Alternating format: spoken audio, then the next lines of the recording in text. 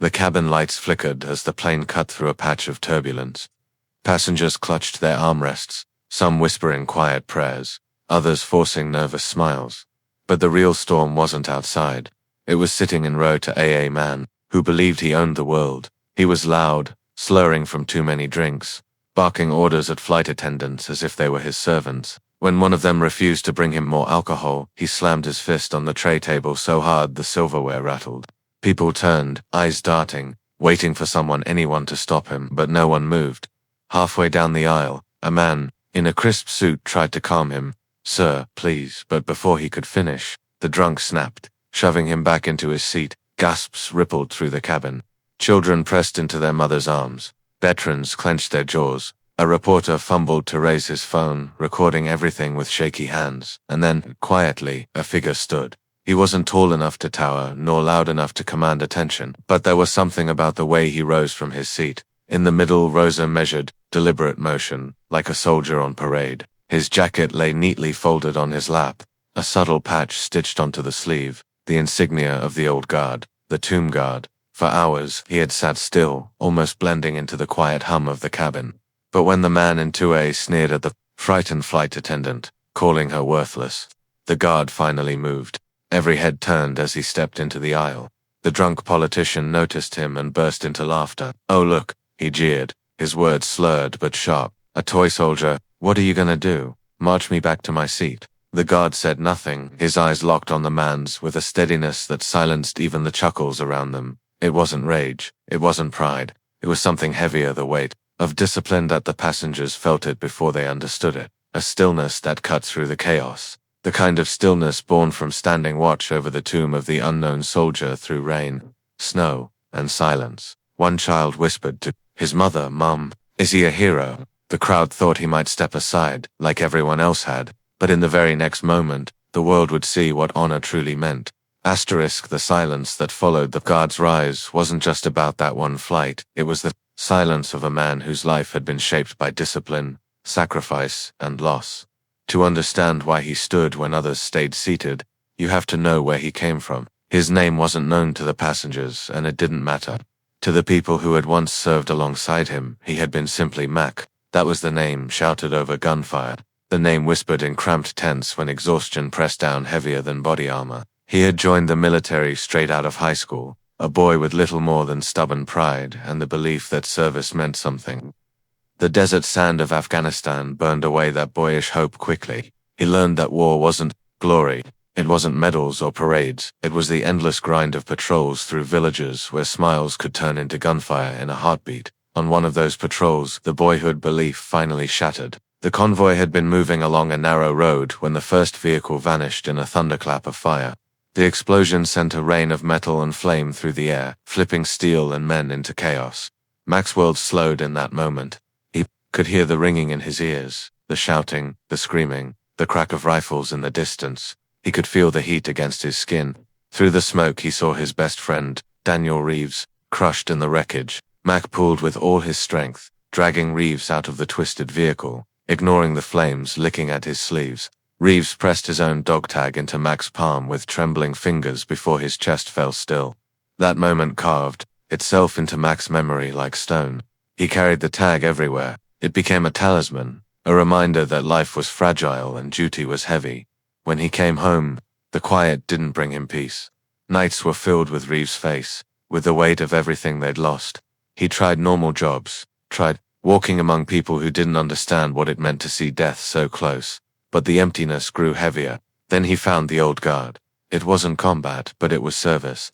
The 3rd U.S. Infantry Regiment demanded something most men couldn't endure: silence, stillness, absolute discipline. It was the guardianship of the tomb of the unknown soldier, a place where nameless heroes slept. Every second on duty was sacred. No movement unless precise, no word unless necessary. The body had to be still, the mind sharper than steel, and the heart willing to stand in snowstorms or searing heat without a single flinch.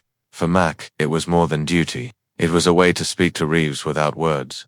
Each step, measured to perfection, was a vow. Each hour of silence was a prayer. The tomb gave him purpose, and in that purpose he found a kind of healing. He realized that honor was not measured in how loud a man could shout, but in how long he could endure in silence.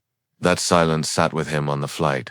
The quiet dignity of a man who did not need to prove anything. He had taken his seat with his jacket folded neatly on his lap. The insignia patch a small, almost hidden reminder of who he was. Most passengers hadn't noticed him at all. He didn't demand attention, he never did. But the man across the aisle was built of the opposite stuff entirely. The passenger in 2A was a politician, the kind whose smile shone on campaign posters, but whose temper scorched everyone behind closed doors.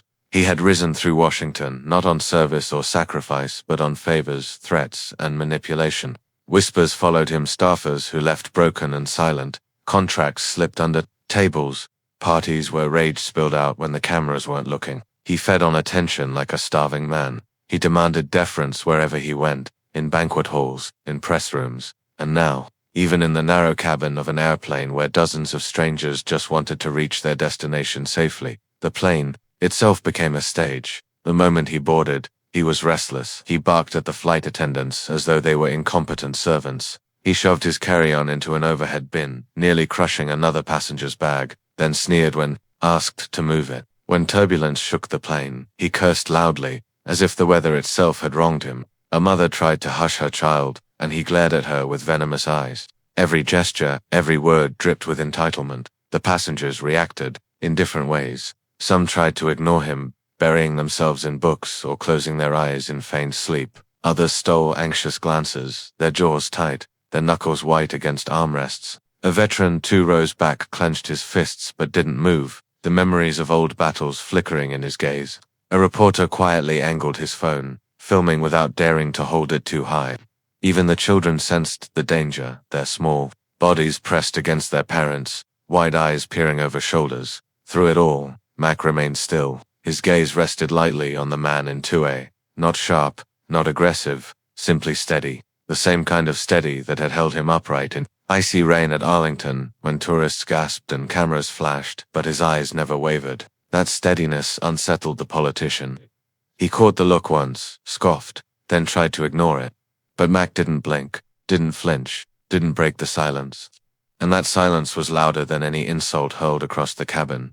The flight itself seemed to embody symbolism, a metal vessel cutting through the sky, carrying families, veterans, reporters, and children toward the capital. Above the clouds lay freedom, the open sky, the very ideals the guard had sworn to defend.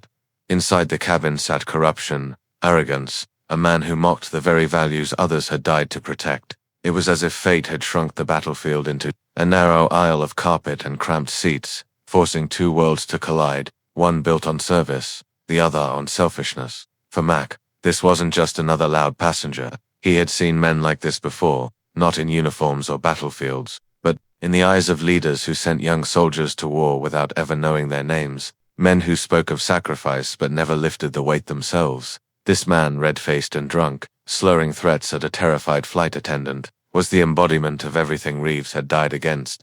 Passengers looked from the politician to the guard, their eyes flicking between arrogance and stillness, between noise and silence.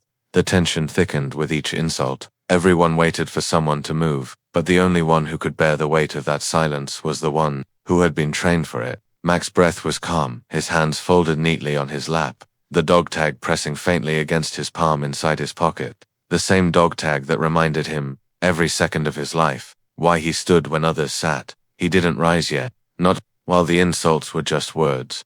His discipline held him in place, his body a statue molded by years of training. But he was already measuring. He was already watching. He was already preparing for the moment when words would turn into something more. The crowd didn't know it yet, but the silence of the guard was about to become the loudest sound on that flight.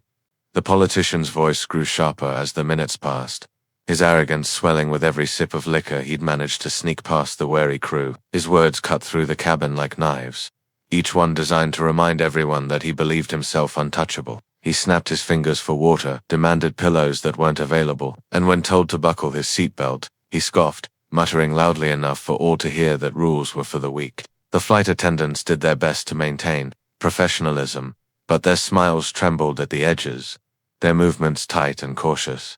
A man in business attire across the aisle tried to intervene. He leaned forward, voice calm, asking the politician to lower his tone for the sake of the children. The response was a venomous snarl, a finger jabbed toward his chest, and a threat to mind your own seat if you value your job. The businessman sank back, defeated, cheeks flushed with embarrassment. The passengers around him exchanged uneasy glances. Some muttered under their breath, others shook their heads, but no one rose. The politician, emboldened by their silence, began testing the limits further. He kicked another passenger's backpack into the aisle, sneering when its owner, a young woman clutching a laptop, hurried to retrieve it. He laughed when a child started crying in the back, mocking the mother for not being able to control her brat. Every move seemed calculated to draw more fear, more resentment, more proof that no one would stop him, and all the while, his eyes flicked occasionally toward the guard. The quiet man sitting with his jacket folded neatly, his gaze steady, his posture unyielding. Mac didn't move. He had been trained not to. Hours at the tomb had taught him the art of immobility, the discipline of silence. His body knew how to hold still when every muscle screamed for release. His mind knew how to remain calm under pressure, how to control breath, how to endure. The politician mistook that stillness for weakness. Most people did. They didn't understand that the absence of reaction wasn't surrender, it was restraint.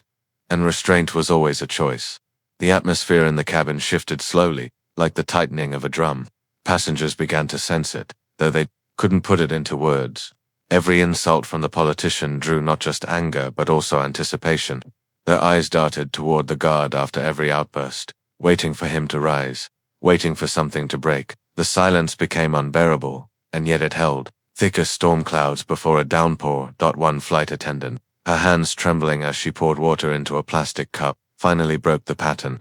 She leaned in close, pleading softly with the man to lower his voice, reminding him there were children on board. For a moment, it seemed like he might relent. He leaned back in his seat, smirking, his eyes half closed as though bored. But then, without warning, he lurched forward, snatched the cup from her hand so roughly that it splashed onto her uniform, and declared to the cabin, "See? Even in the sky, they can't serve me right." His laugh rang out, hollow and cruel. Gasps scattered through the rows. A veteran 2 seats behind clenched his jaw so tightly his neck cord stood out. But he stayed in place, fingers gripping his armrest until his knuckles went white. A teenager raised her phone higher now, capturing every second, the red dot of recording glowing in the dim cabin light. Even children, sensing the injustice, whispered questions to their parents, their small voices carrying unease. Still, Mac did not move. His gaze remained steady, locked not just on the man's face, but on his every motion. His breathing was slow, deliberate, controlled. In his pocket, the dog tag pressed into his palm, a reminder of why he endured. Every insult was another test, another chance to choose silence over reaction. He had been through worse. He had stood at graves where mothers wept. He had heard the explosions of IEDs. He had smelled smoke and blood and sand.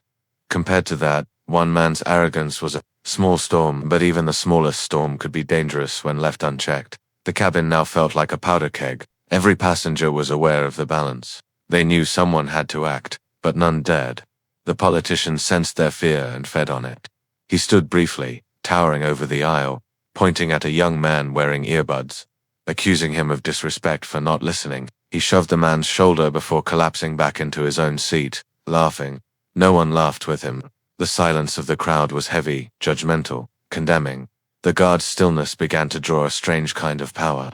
Passengers who had first seen him as just another traveler now leaned slightly toward him, as though unconsciously aligning themselves with his quiet strength. A child pointed at him and whispered again, "Mum, he's a hero." The mother hushed the child, but her eyes lingered on the guard with something like hope. It was as if the cabin itself had split into two forces, noise and stillness, arrogance and discipline, chaos and order. And in that fragile balance, everyone knew the breaking point was close. Minutes stretched, each one longer than the last. The plane's engines hummed steadily, a backdrop to the rising tension. The politician demanded another drink. When the flight attendant refused, citing regulations, his face twisted into rage. He slammed his tray upward, rattling the seat in front of him, and leaned so close to her that she flinched back.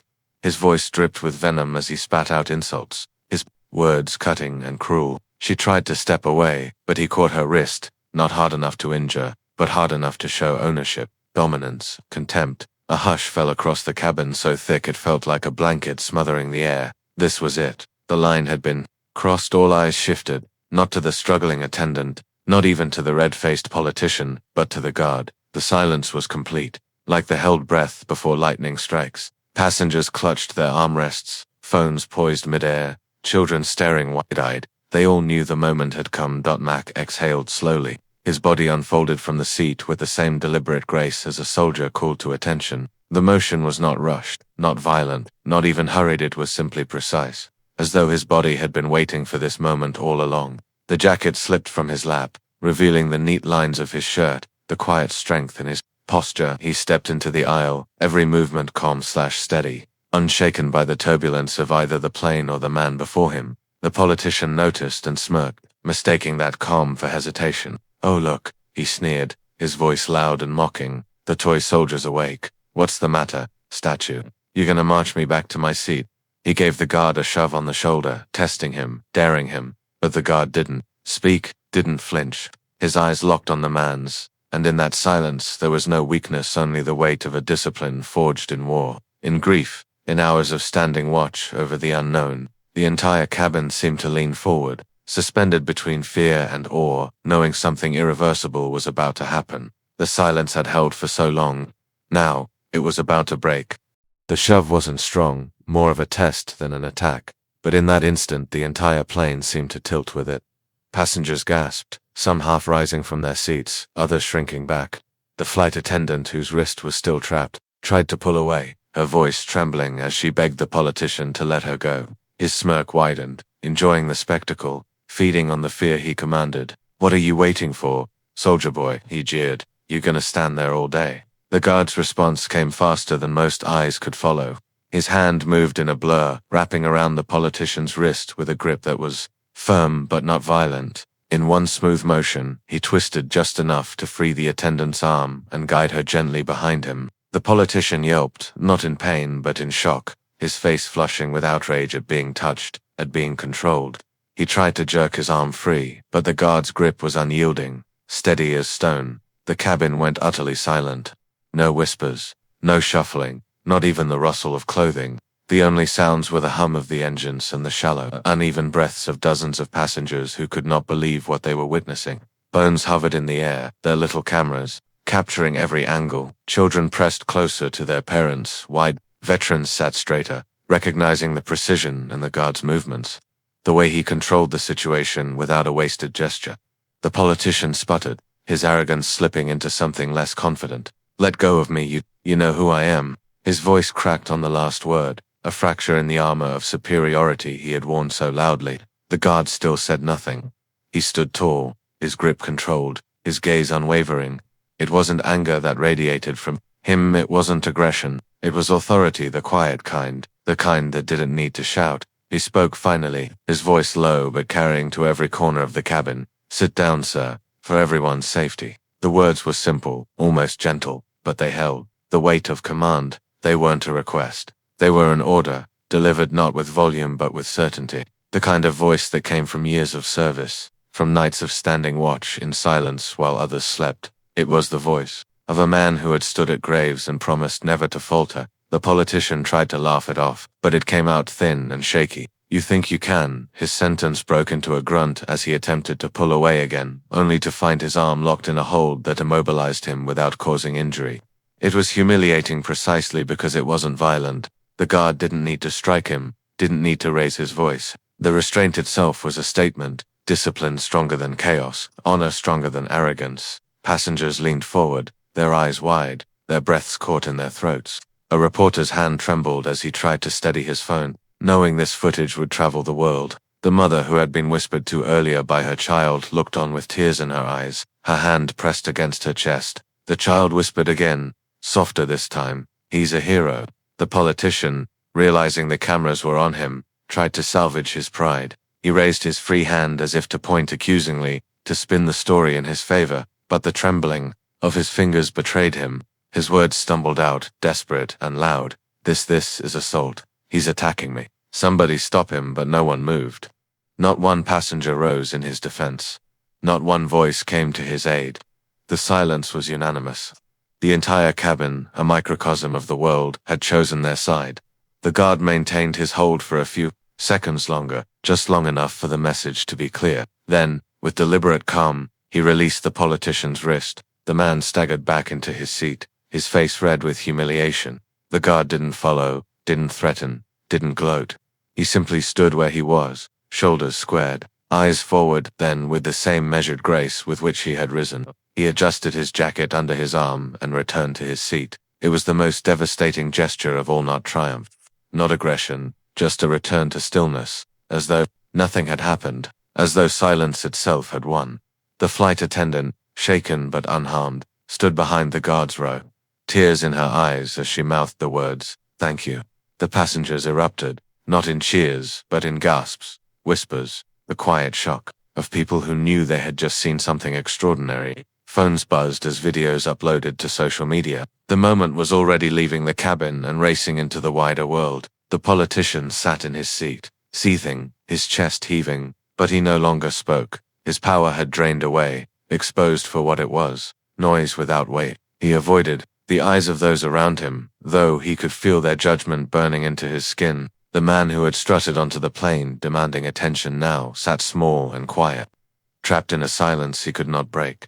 The guard sat back, his eyes lowering briefly to the folded note inside his pocket, the one Reeves had written before. That final patrol, he touched the dog tag again, grounding himself in the promise that had guided every step since. He hadn't stood for applause, hadn't moved for recognition. He had done it because it was right, because stillness had its limits. And when those limits were crossed, discipline demanded action. The silence in the cabin held for a long moment, a silence not of fear but of reverence. Then, slowly, people exhaled. The danger had passed. Order had been restored, not by force, but by honor. And though no one said it aloud, every passenger knew they had witnessed something that would not stay within the walls of that airplane. It was a story too powerful, too symbolic, too necessary, a story that would soon belong to the world. The cabin held its breath, balanced on the edge of silence and chaos. The politician sat stiff in his seat, his face flushed crimson, his chest rising and falling in angry bursts. His pride had taken the first real blow of his career, not from a rival senator or a scathing headline, but from a man who hadn't even spoken until now. Cameras were still raised, recording every twitch of his expression, every nervous swallow. His eyes darted from row to row, searching desperately for an ally, for someone to share in his outrage. But the passengers had already chosen their side. He tried to gather himself, tried to reclaim the swagger that had carried him through years of unchecked arrogance.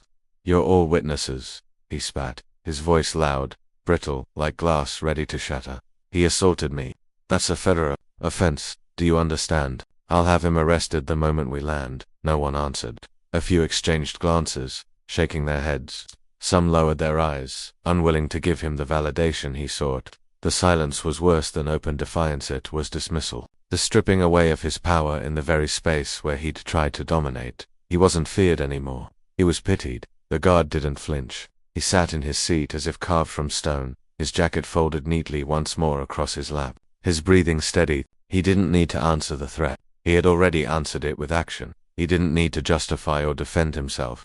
His silence was louder than the politician's roar, but arrogance rarely dies quietly. The man in 2A surged to his feet, again, pointing an accusatory finger at the guard, his words tumbling out in a drunken rush. "You think this is over? You think you can embarrass me in front of everyone? I'll have your badge, your career, His tirade ended abruptly. As to veterans from the back of the cabin rose and moved down the aisle, their faces hard, their eyes locked on him. They didn't touch him, didn't speak, but their presence alone was enough to make his words falter. The flight attendants moved quickly, seizing the opportunity. One of them produced a set of plastic restraint zip ties kept on board for emergencies and held them out, her hand trembling slightly but her jaw set in determination. The veterans flanked the politician, not with violence but with a steady, quiet authority that mirrored the guard himself. The man sputtered, trying to resist, but the futility of it was clear. He was outnumbered, not in strength, but in resolve. "Sir, please sit down," one of the veterans said firmly. "For your safety and everyone else's." The words echoed the guard's earlier command, and for the first time, the politician seemed to realize he had no allies left. His resistance collapsed into weak protest as the zip ties clicked around his wrists. He sank back into his seat, bound, humiliated, his face turned away from the phones still capturing every angle. The mighty politician, the self-proclaimed untouchable, was now just another unruly passenger subdued on a flight. A ripple of relief spread through the cabin. Passengers exhaled as though they'd been holding their breath for hours. Some clapped softly, not in applause but in gratitude. Others whispered to one another, their voices trembling with the adrenaline of what they'd just witnessed. The children peeked over armrests, their fear giving way to awe. The reporter in the back lowered his phone, already composing the headline. In his mind, "Unknown soldier saves flight." The guard didn't join in the murmurs, didn't bask in the silent celebration. He simply adjusted his posture, resting his hands on his knees, eyes forward. He wasn't gloating. He wasn't even looking at the man he had restrained. His focus was inward, on the steady rhythm of his breathing, on the weight of the dog tag pressing against his palm. He hadn't acted for glory, he had acted because it was right. And now, with order restored, his role was complete. The symbolism wasn't lost on the passengers. The image of the guard, calm and composed, sitting just a few feet from the bound politician, was seared into their minds.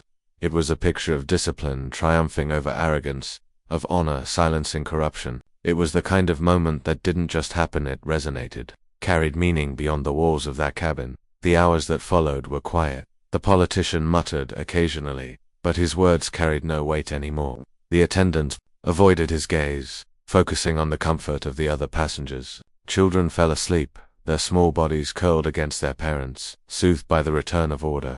The veterans sat back in their seats, their eyes occasionally meeting the guards in silent respect. No words were exchanged, but none were needed as the plane began its descent. Tension returned onto chaos of earlier, but the anticipation of what would happen when they landed. The passengers whispered about police waiting at the gate, about news cameras that would surely swarm once the videos reached the ground. They wondered what would happen to the man in 2A, what headlines would erupt, what consequences might finally find him. Through it all, the guard remained still. He didn't fidget, didn't shift nervously. His calm was unshaken, as though the storm had passed entirely for him.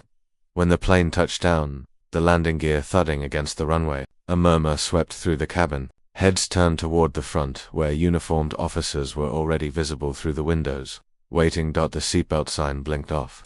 The attendants moved with precision, directing passengers to remain seated.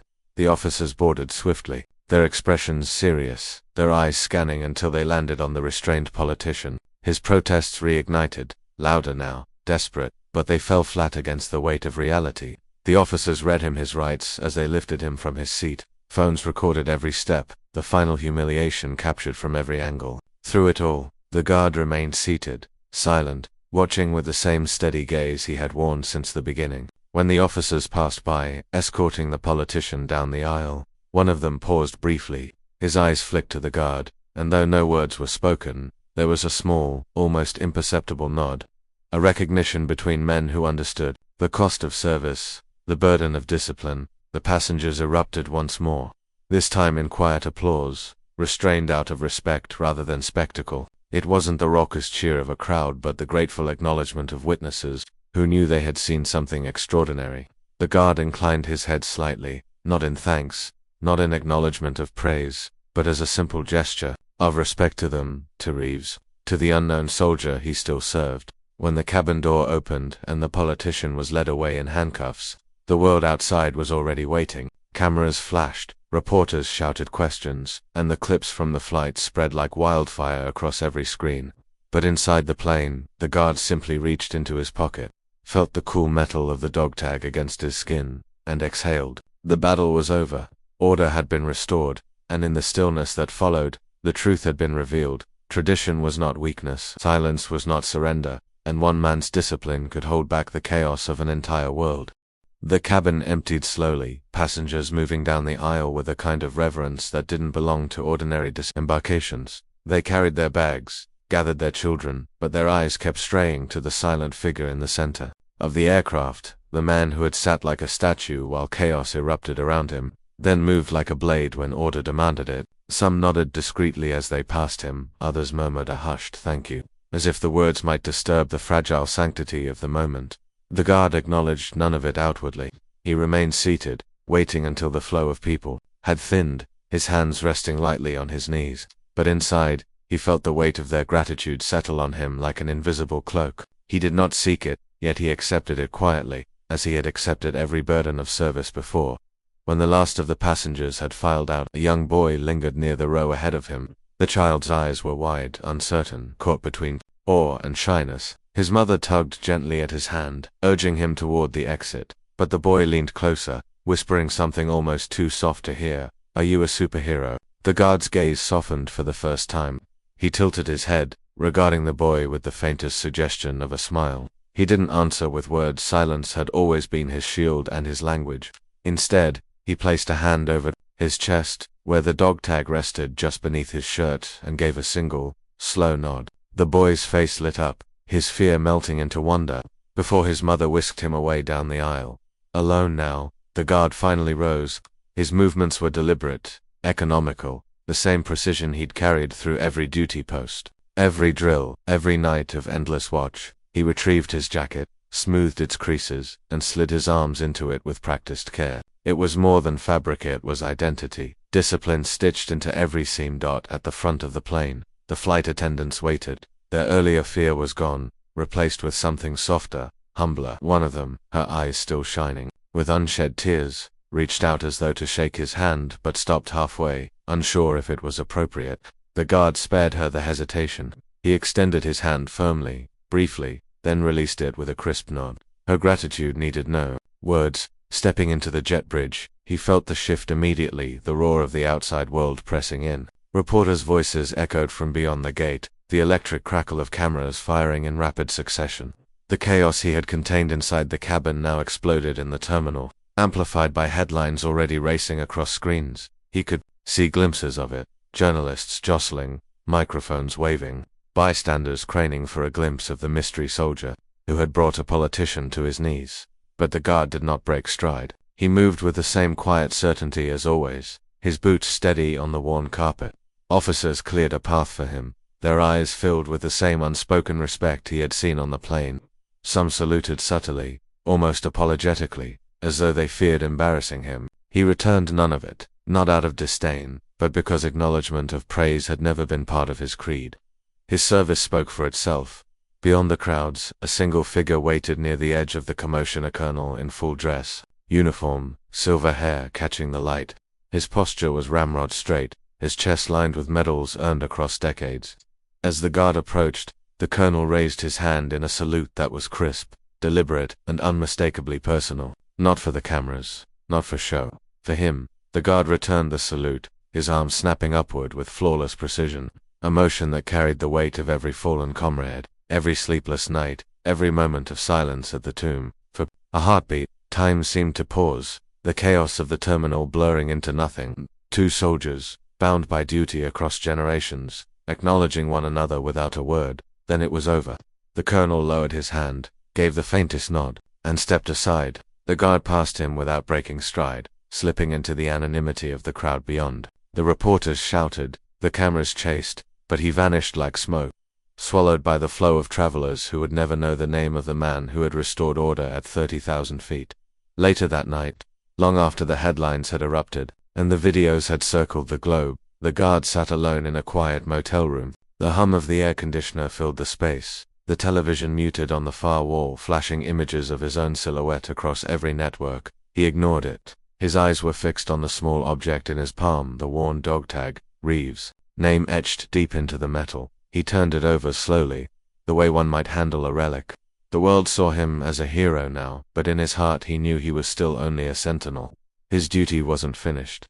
His silence, his discipline, were not relics of a bygone era but shields against the chaos that never truly ended. Tonight it had been a plane, tomorrow it could be anywhere. He closed his hand around the tag, bowing his head slightly. It wasn't prayer, not exactly. It was remembrance, a vow renewed in the stillness of a cheap room while the world clamored. Outside, Reeves would never stand again, but his name would never be forgotten, not while one guard remained to carry it.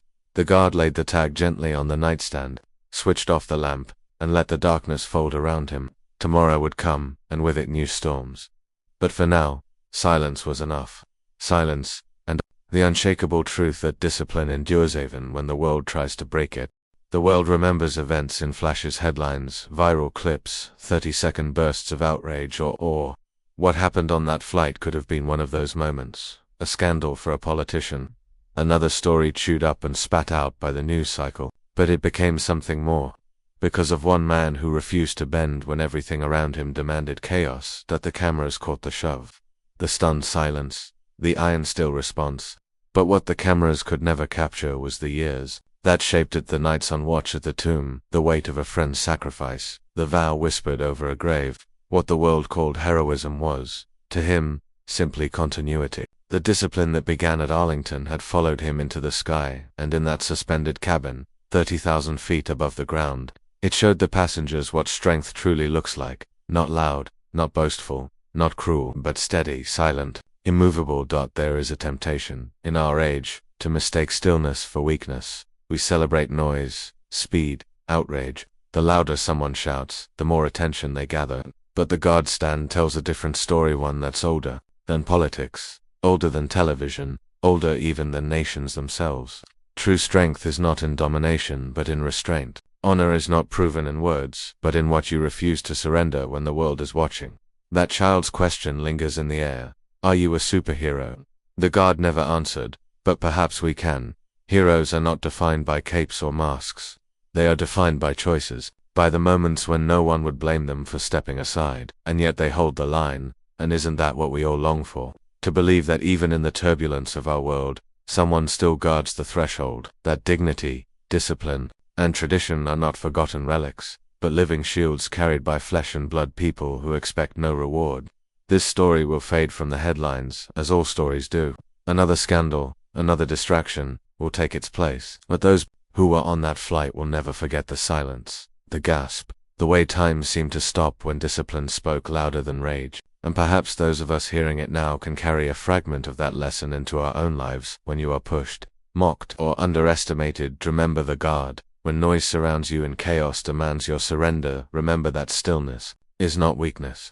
Stillness is strength. If this story moved you, don't let it vanish into the endless scroll. Share it. Tell someone. Carry it forward. Because legacies are not built on headlines, they are built on memory. And by remembering, we keep alive not only the name of one silent sentinel, but the truth he embodied. Discipline endures.